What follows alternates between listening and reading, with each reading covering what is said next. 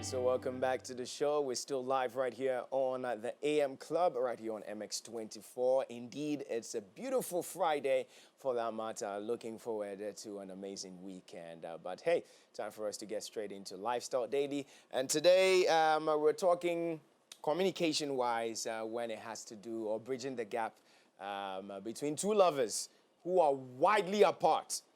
Baku ninam brekum baby, baku susu ninam in New York. You know, communication in a long distance love. You know, it's we've had several topics on this matter. You know, subtopics where people ask questions that a long distance for no more the same. Me recently said we are just Cote d'Ivoire or AFCON keke. I just go. Channel like so 2-3 days then I miss my wife. I say, now we're long distance there. You put it try. But anyways, right here inside the studios, I've got Shovesky. I mean, that's the brand name, Shovesky. I don't know whether he would want me to give the full name, but he just like the show. The Shovesky is okay. Fantastic. He's a family therapist and he's a counselor too as well. I am happy. I don't know whether, because this cap, I guess some. Today we didn't wake up. This cap, I guess so for house. He left small that I did wear him today, safe. I said, okay, make I just get the different vibe. Shovesky, welcome to the show. Thank you very much. It's good to have you once again right here. Thank you for having me. First of all, what does it mean for communication, or let me put it this way: how important is communication in a relationship? First, let's touch base on that. All right, because good. someone will say, well, communication, yeah, but how important is it? Communication is the breath of every relationship. Okay. Communication is the main. Because you see, if I don't know how you're feeling, if I'm not able to tell you how I am feeling, and I keep it within me, it will mess me up. So it is what you're feeling that affects, it is what you're thinking that affects how you're feeling. Okay. So you need to be expressive. And the more you're expressive, that is the only way you can be productive. So communication is the breath of every relationship. I can't be with you if I don't know what you're thinking. I can't be with you if I don't know your likes and your dislikes. I can't be with you if I don't understand your challenges. Because we are together mainly to be able to communicate and get our vision and our mission accomplished. You understand? So communication is everything in a relationship. Wow. All right. Some are also of the view that when it comes to communication, you did mention something which is very critical, that how you express yourself, during communication. But on the receiving end, some people don't know how to receive news or how to receive how somebody is feeling, and they tend to react towards it. So then that makes the person who is communicating feels like, let me draw back to my shell again, because when I was trying to put this across to this particular person, this is what I got from the person. It might be a cold shoulder. It might be a different feeling towards it. So then it makes whoever is expressing not be able to express him or herself very freely when it comes to communication. So with that, can you touch a little bit on that and how we can navigate through that? The thing is, we all have communication problems, okay?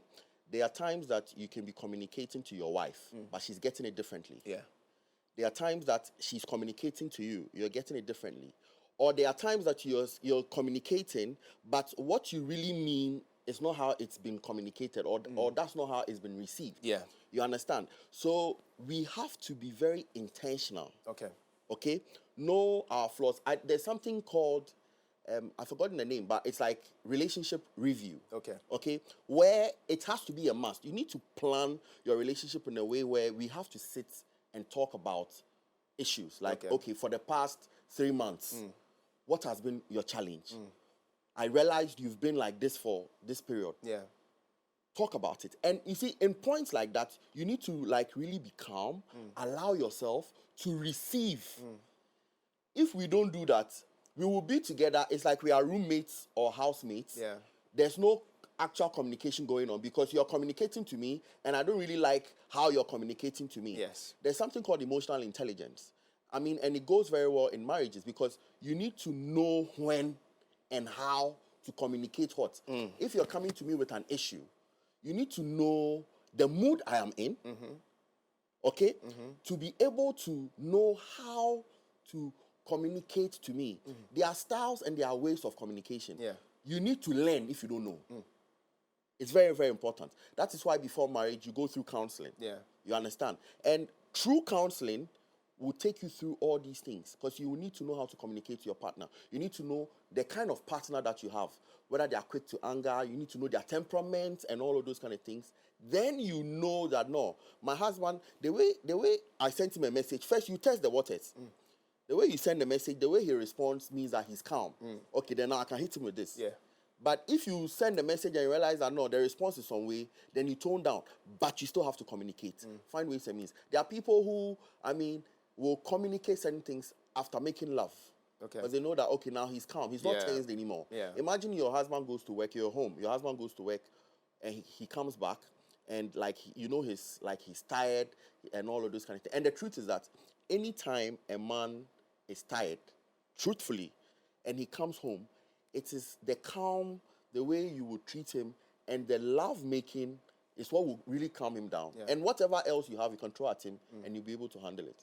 So the way we communicate and when we communicate what we communicate is very, very important.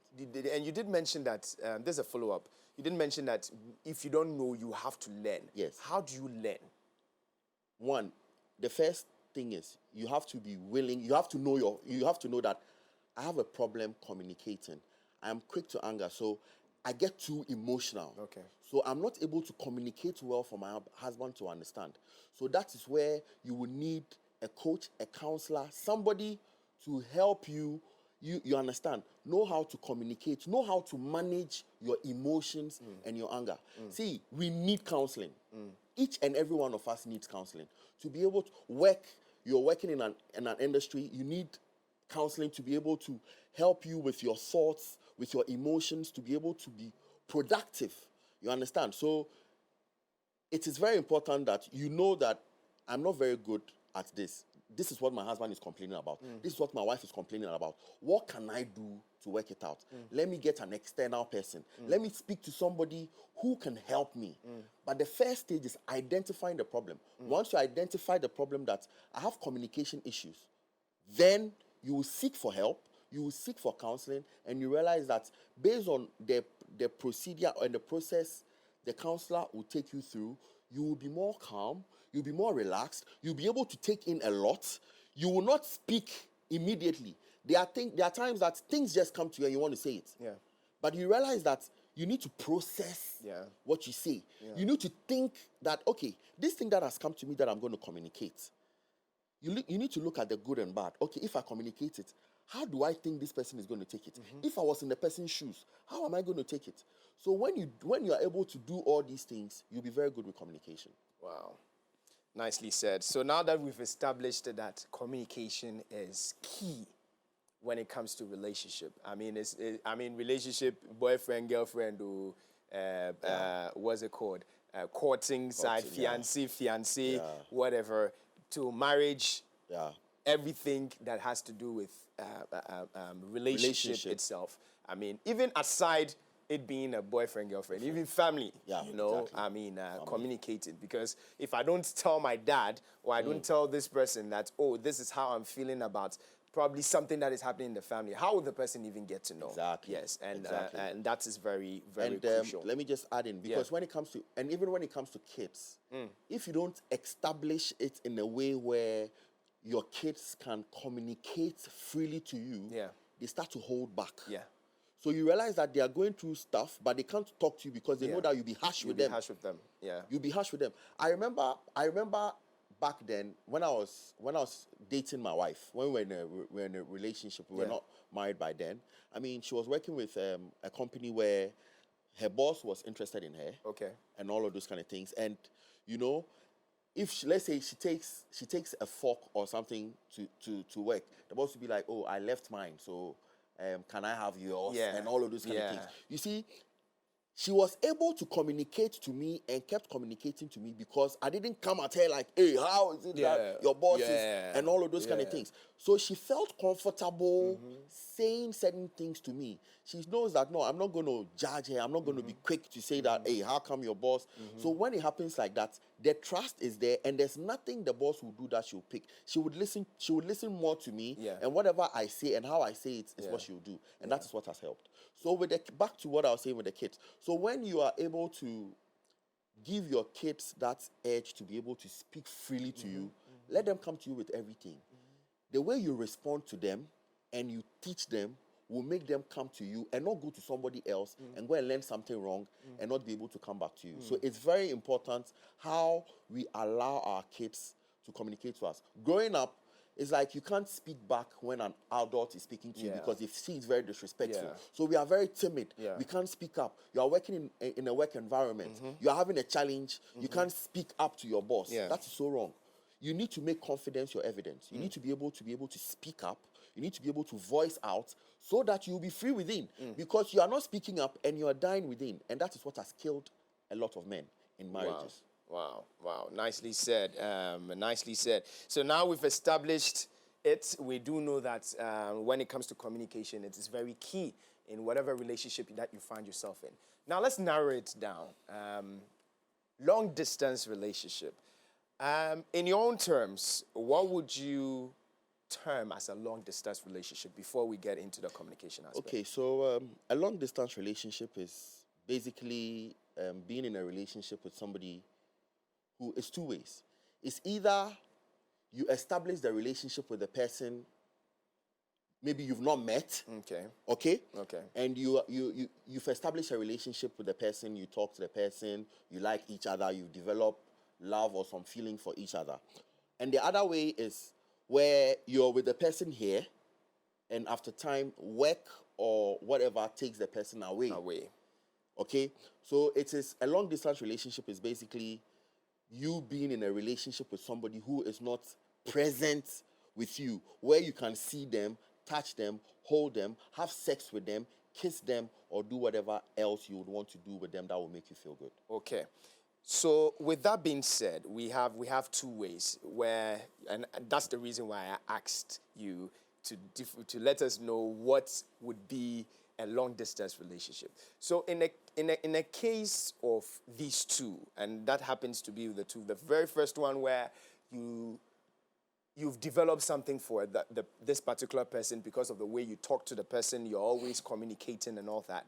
And I believe even some time ago in the past, we used to have that, and some telecommunications made it very easy for us to do so, especially in the night where you are having free night calls. You know, you've not met the person anywhere, but all of a sudden, those times, Crampo, you just be there and some unknown number might just call you out of the blue, and you realize, oh, it's a sweet voice, and the person is talking to you, and it's like, oh, now, Pacho, one minute can say, and then probably it's a wrong number, but intentionally the person knows whom she's talking to. You get it. So we established that. And also the other side where you probably developed this love for this person because you were in school together, whatever, and then all of a sudden the person has to leave the country also. Now, how would you be able to maintain a sense of closeness with this particular person when you are physically apart? Because here lies the case where the person is not here with you, and I want us to have it in the two different scenarios that you've given. Yeah. All right, good. Thank you again. So let's deal with you not seeing the person before, and it is just on conversations, like on phone and all. One of the ways, or the way that you can keep that relationship going, is constant communication. Okay? Speaking to the person as and when you can. You need to be deliberate. You need to be intentional about it. That is the only way you can keep it. You call them, and now it's become very easy. Back then, you can only hear voice. You can't see face. You understand? Then it came to the point where, okay, you hear voice, you can see face. Now you can actually do a video call. Yeah. You understand? So it makes it much more easier for you to do. So, I mean, imagine you've been speaking to somebody for a very long time, and you are sure within yourself that you really like them, okay? So, you always make it feel like they are present with you. It's a mindset. Okay. I said something earlier that it is what you're thinking that affects how you're feeling. Yeah. So when you conscientize yourself, you know that this is what I want to do, and I'm going to give it my all. So you make it a priority. Once you do that, you call them in the morning, you speak to them on phone, you do like you chat them, you have phone calls when you have to, you do video calls when you have to, and all of those kind of things. So it is constant communication with them. Constant communication with them. Sometimes, I mean, depending on how or the foundation of the relationship will tell if there will be trust issues or not. Okay. But you should be able to prove yourself without doubt that you are trustworthy.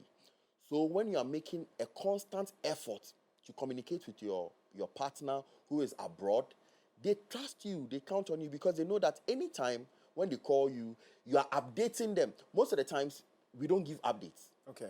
It's like, yeah, I'm living my day. I'm not really communicating to you to know how my day is going or how my day is going to go. You have to let your partner know that, okay, so today, A, B, C, D, and all of those kind of things. You have to communicate with them as if they were there with you. That is the way it would be more real and it will be more unique. And it is similar to the other one. That's, let's say you already know the person, okay? You've been together before the person traveled. So that one is much stronger because you have been intimate. Yeah. You're together. Yeah. Like you have a bond. Yeah. You have built a bond. So you can go beyond. You understand? So with that one, it's communicating with the person. You have experienced the person before. You know their temperament and all of those kind of things. So it's much more nicer.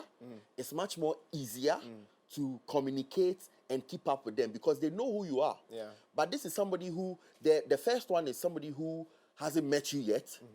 And it is just phone call, video call, and all of those kind of things. So whether you like it or not, there will still be an iota of doubt or something. You might physically meet the person and it will be some way. Now, let me give an example. There are times where you're in a relationship, a long-distance relationship with somebody, and, you know, you're getting really much along well and all, and now you get to see the person, okay?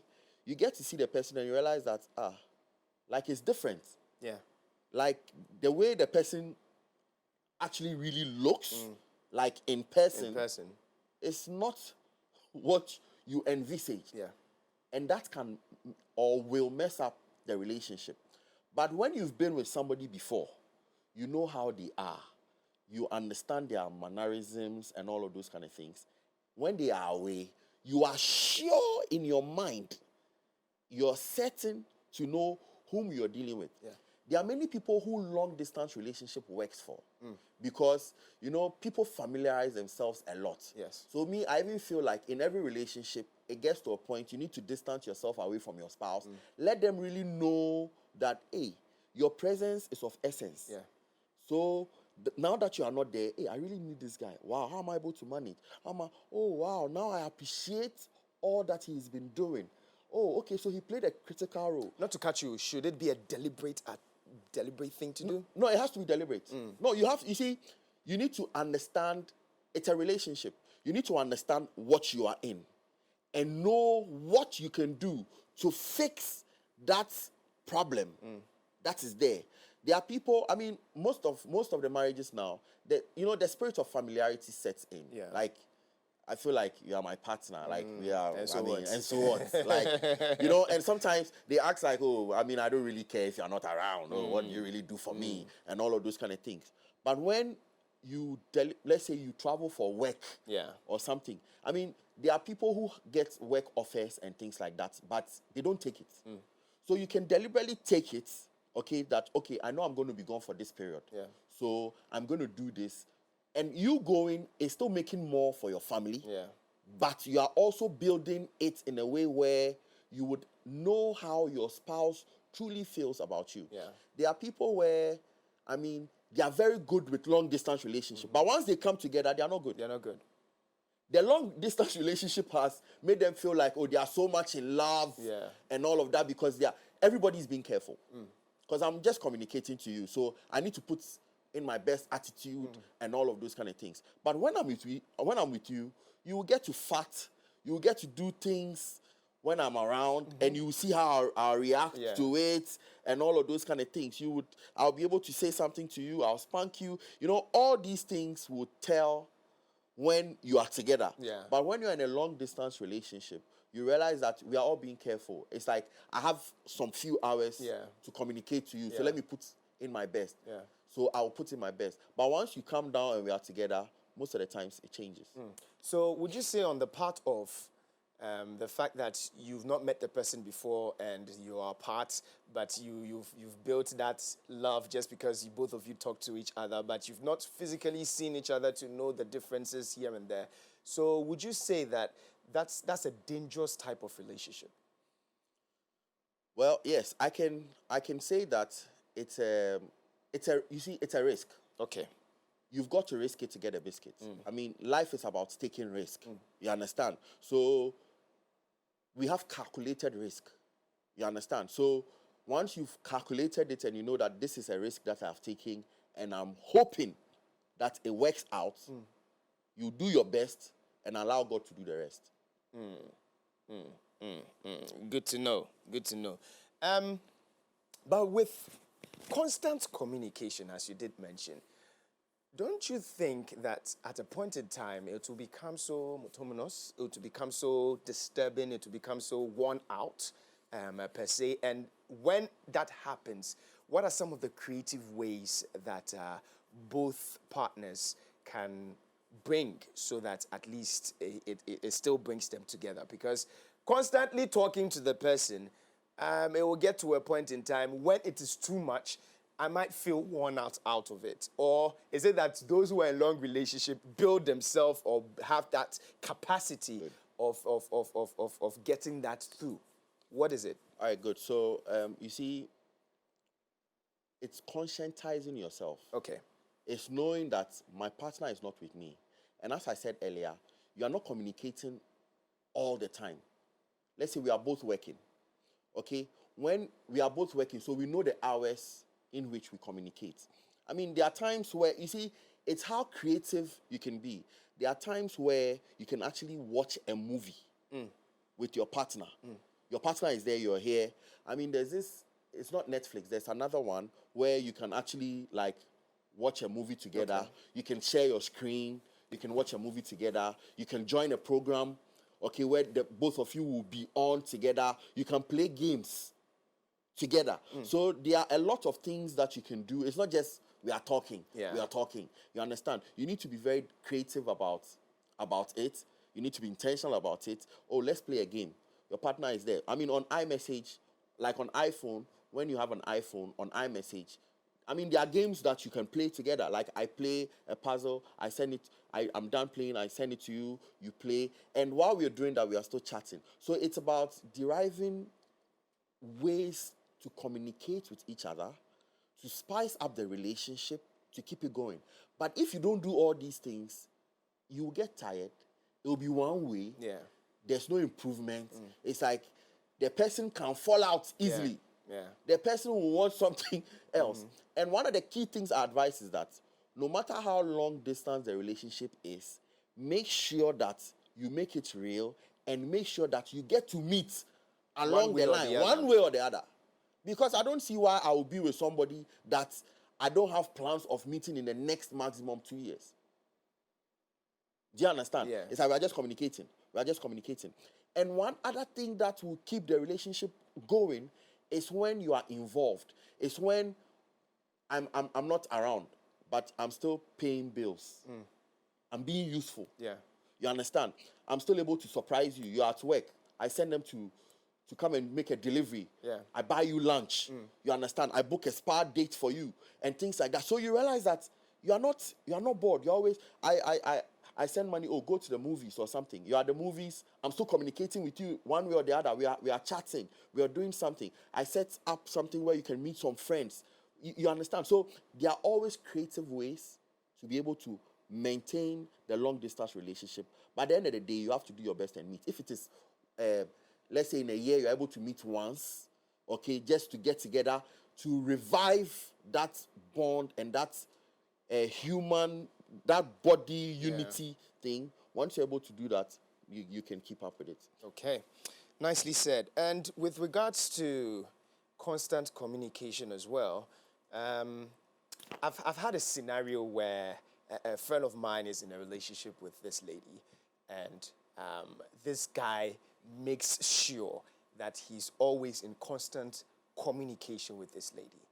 And he tries his best, and I am a witness to it, and I've witnessed it through. And sometimes I'm even like, Charlie, guy, you did try, because I mean, you are making that deliberate effort to always be there, always communicating.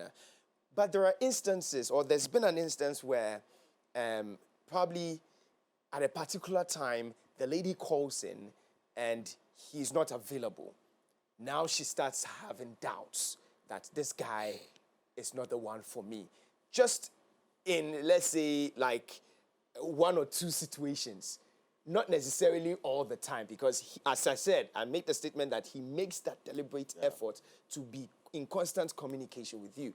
But so then at the particular 1 time or 2 times where he's not able to do so, and even that he still has a reason why he doesn't do so, then they actually broke off. Yeah, she has somebody else. Okay. She has somebody else. She's seen somebody else. Somebody else has got her attention. Yeah, I mean, somebody else has got her attention. So you see, when somebody else has your attention, you try to find fault when you shouldn't. You understand? So at that point, somebody else has got her attention. You will do whatever you're doing, but once you yourself, you realize that, you know that I put in all the effort. And this is just once or twice, but I still do my best to still communicate to you. So if you are still feeling like, I'm blah, blah, blah, it means that she's found somebody else. Wow. And as she said, they are no longer together. Yeah, they're She's with somebody else. Wow. Yeah. Interesting. Now let's get to the dicey part. Okay. And I know this part is very crucial to all of us, especially those who are in a long distance relationship or those who may find themselves in that. And it's about, intimacy. And when I say intimacy, a lot of people will say, okay, there are so many ways to get intimate. But this time around, we're diving straight into the sex part, where over a time, you've not been able to experience intimacy with your partner, especially for those who are married. And here lies the case where these days people talk about phone sex. Yeah. And we are asking questions that, does it even work? How does it even work? How do people even go through? For you, what would be your best advice with, because I believe that is also a form of communication too as well. So how would people in a relationship of that sort be able to navigate through this process? And what are the things that you're supposed to do to keep that intimacy alive? All right, thank you. So, as I said, so there are 2 ways. You've been with the person, you've been intimate to the person, and now the person has traveled. Yeah. Okay? And the other one is where you've not been together. You're just on the phone. Let's say you're just being intimate on the phone. So, once you've been together before, okay, 1, you need to know the kind of partner that you are with. Okay? There are people who can do without sex for a period of time. Yeah. There are women who can actually, women are able to do without sex if they want to do without sex. Yeah. Most of the times it's the men that can't. Yeah. You understand? So you need to make sure that if you're going to go away, okay, for a period of time, you need to make sure that your partner is not the kind of person who is so much into sex that she cannot do without sex. It's very important because if you are with somebody who it's like sex all the time, it will be difficult to trust or believe that the person is holding on. Yeah. Or when it happens like that, you see, every marriage or every relationship and its dynamics. Yeah. So you know the kind of partner that you have. You are away. Okay, your partner wants sex. There are people, I mean, and it's not something that I am advising you to do. You know what you are in. Yeah. You know what you have. Yeah. You know what works for you. Yeah. It is not what some prophet, some pastor, or somebody out there will tell you that will work for you. They may tell somebody and it will work for them. They will tell somebody else it will not work for them. There are people who have like, internet sex, sort of, where it's like we're on a video. You know, one thing that makes it nice is we're having a video call. Like, I position the phone down. Yeah. I'm naked. Yeah. You're naked. Like, let's say we are moving about our daily business. You see, these things help because it's a form of intimacy. You understand? I'm naked. You're naked. I can see. We can talk. Yeah. We can talk naughty. You should be able to still talk naughty with your spouse. You should be able to be intentional about it and let them see how the sex drive and things still are. Yeah. You should be able to do that. I don't think there's anything wrong with it because that's your partner. You should be able to sweet talk them, let them, say things to them that there are people that can actually sweet talk their spouse and get them wet and even get them to come. It's a mind, you see, it's the mind. It's a mindset. It's a mindset. Everything is the mind. So it is how you're able to work the mind. That is how the mind will manifest. The mind is the man, and the man is the mind. As a man thinketh in his heart, so is he. So once you are able to, talk, make sure that you can't leave the intimacy out and just talk normal talk, casual talk. Oh, how's your day? How is work? And all of those kind of things. Have you eaten? Have you eaten? Every day have you eaten? Every day have you eaten? I've not eaten. You understand? I'm starving. I've not eaten. Yeah. You understand? So you see, there are women who find sexual ways, to communicate to their husband because they know that Charlie, their husband is out there. Yeah. And they are here. Make it a work. Be intentional about it. To still do things that your husband will look at, feel and still want to have you. Yeah. And you see, the way you do it will make him find ways and means, come and give you one and go again. Come and give you one and go again. But if you are not able to, if you fall out, like there's no sexual attraction and there's no intimacy and all of that, your husband will be gone for so long and doesn't really care about how you sexually feel or doesn't care about your sexual needs because he might be getting it out there somewhere. Because you are not making an effort here as well to think about about his sexual needs, to send him nudes, to, now, I mean, WhatsApp has made it in such a way that you can send a nude, he watches it once and it goes. You understand? So there are ways and means to still keep up and be sexual with each other. There are people who use sex toys and all of those kind of things with the knowledge of their husband. There are men who will get it for them because they know that, listen, it's better I get this toy than for you to go cheat. Than for you to go and cheat. You understand? So you need to know what you are involved in and know how to maneuver yourself around and have a wonderful intimacy with your Now spouse. let's dive into the challenges. What are some of the challenges that a long-distance relationship would bring? Things that maybe you've faced or probably you've seen people get to. I mean, so many challenges that you're facing, and how have they been able to overcome those challenges? Because we have some viewers who are watching right now and feel like, oh, my spouse or my partner is out there and this is what we're facing. How do we even, get out of this particular situation? So one of it is the intimacy. Okay. One of it is the intimacy. You need to be very intentional and be intimate with your spouse, even though he's not physically here with you. You understand? Be sexual with him. When he gets the opportunity to calm down and goes, he's just coming down for a short period, make sure that you don't anger him.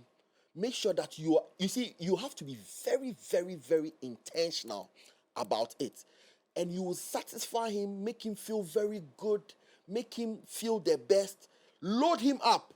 So when he's gone, his focus, his mind is still on you while he works and works hard. Now, the other way is, I mean, still on the communication Yeah. aspect. You are checking up on him, you are communicating with him, you are being nice to him, you understand. He feels that care. He feels like you are still there with him. Oh, have you eaten? Okay, are you able to do this? Are you able to do that? Okay, let me show you how to cook this. Let me help you how to, you see, let him see the involvement. Yeah. Okay. Now, one other challenge is, let's say, to be physically there is different from not to be physically there. It's not the same. We only do our best to keep up. Yeah. But everybody will want somebody who is physically there with them. Let's say your wife is at home. She has a challenge with fixing something, or she has a challenge with doing something at home. If you were present, she wouldn't go and look for an external help. Yes. Or something. So those things can bring issues. Now you have to call somebody, there's an emergency or something like that. That is why certain people, okay, have put measures in place. They have strategic people.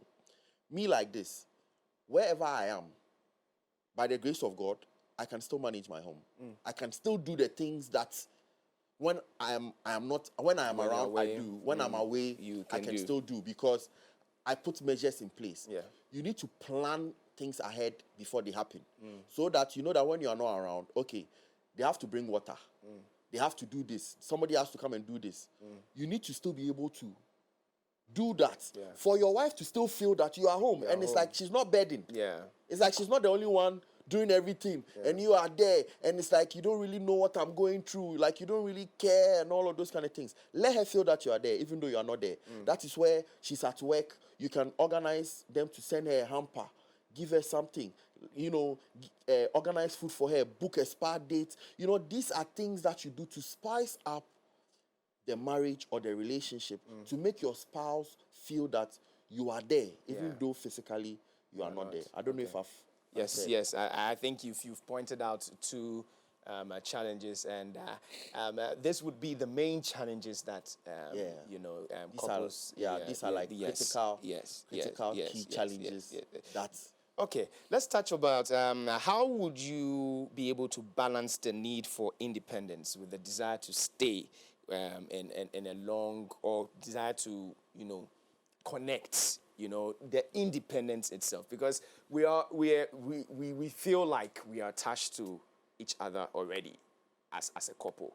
But here lies the case where this person is here, this person is here. So how do you navigate, or how do you put yourself in a space where, okay, we feel together, but here lies the case, we're still independent. Exactly. You get it. But during the independence itself, I mean, it's crucial.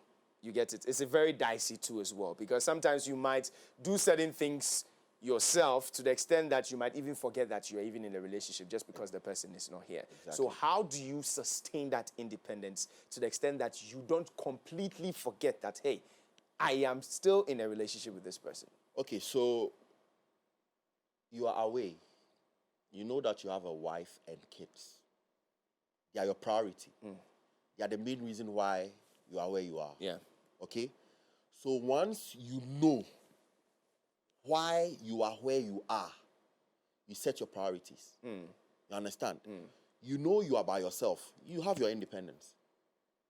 So you manage it. That is why you don't get caught up in your work and for yourself, and your spouse doesn't hear from you for a period. It's like the whole week they haven't heard from you. Then you come and say you are busy. You've been busy doing what? You always have to find ways and means to at least communicate. No matter how busy you are, you still have to find ways and means, okay? Check up on your spouse. Let them know that, oh, today is a crazy day. Today is going to be a very busy day. I will not be able to reach out to you. Or this week is going to be very tight. I'm traveling here. We're going to do this. We're going to do that. But I will still do my best. So your spouse has it in their mind that, oh, this week is a very busy period for my husband. You understand? So as he has said, so when you are away and you're busy and you still manage to reach out to her, she really appreciates it. Yeah. Because she knows that you've informed her ahead of time that, no, this is a very busy week. So you've been able to reach out to me. Oh, baby, thank you so much for still thinking about us and all of that. If you don't manage it, it will damage you.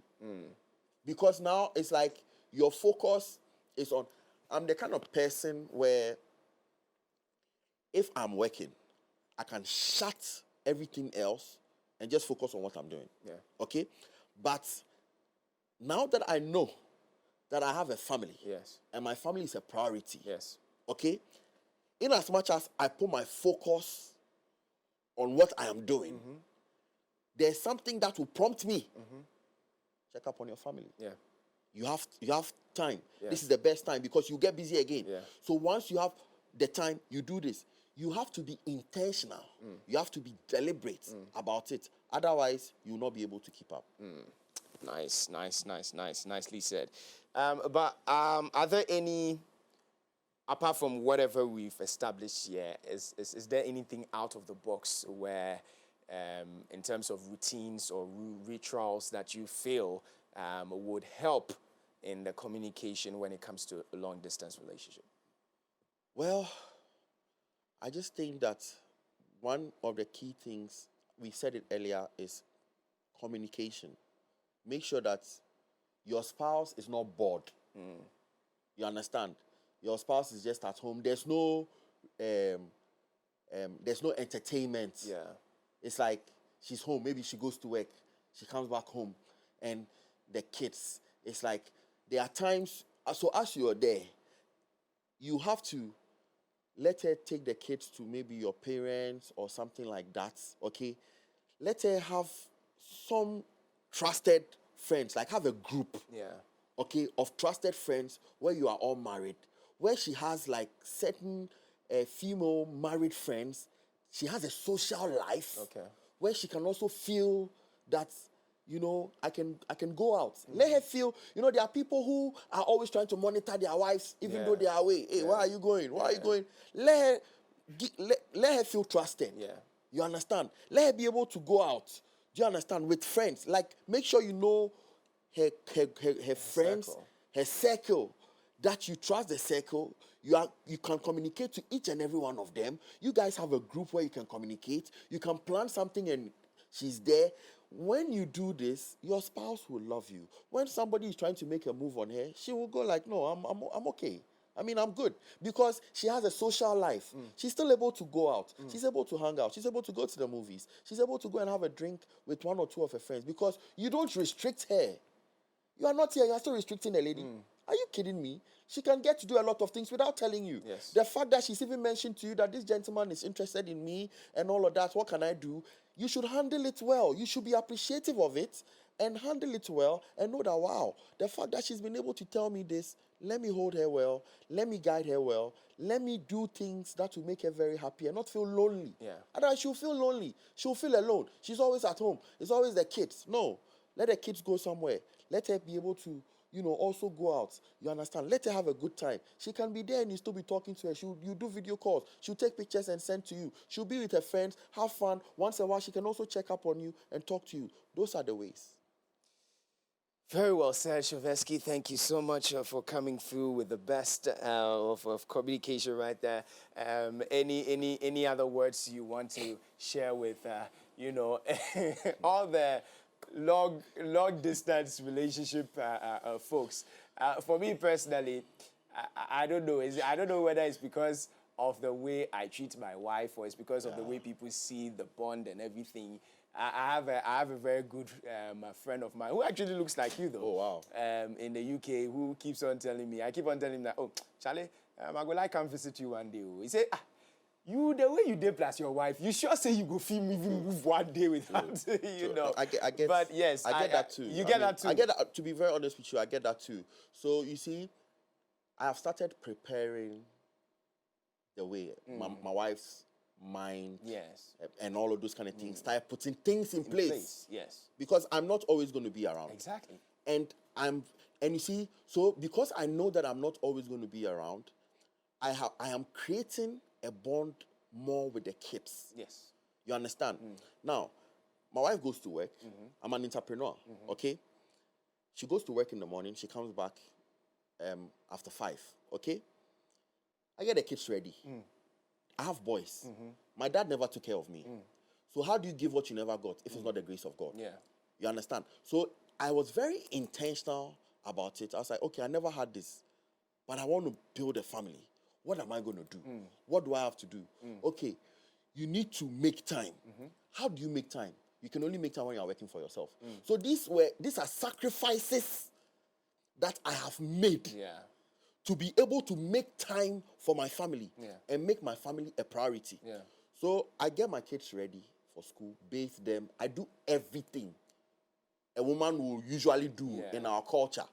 You understand?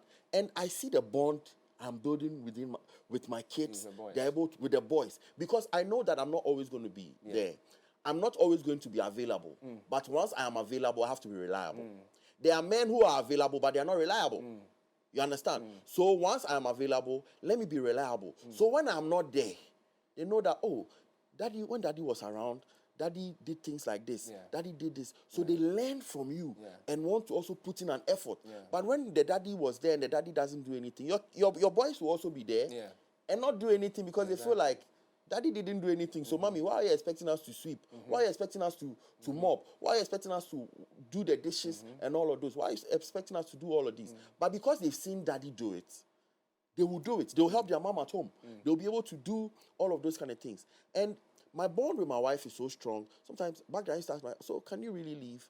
It's like she's always dependent on you and all of that. So now I've made it a bit tough, whereby I'm there, but I act like I'm not there. Do certain things by yourself. She doesn't like it sometimes, but I'm preparing her. She has to adapt for what is coming up, because I'm not always going to be there. So she can be able to survive and be able to do certain things on her own. Marry, but don't be in a hurry. Marriage is for the brave, who is not scared of going to the grave. Thank you. Bars. Bars. Shovesky on that one. And I love that. I love that. I mean, marry, but don't be in a hurry. Marry is for the brave who are not scared of going to the grave. Wow. I know cramp. What's it to me? Kenya was all the idea. Nice one. It's been a pleasure having you discuss on this whole topic, because it's a very dicey one. And a lot of people are very scared. You know, sometimes they just don't know about the future. With somebody, they're here, somebody's there. They don't just know what is going on. So, Shovesky, thank you so much for enlightening us this morning. And I hope you did enjoy the conversation right here on the AM Club. And time for us to wrap it up with Lifestyle Daily. When we come back after the quick commercial break, it'll be time for us to plug in with something amazing. Another beautiful boy. We'll be right back after this.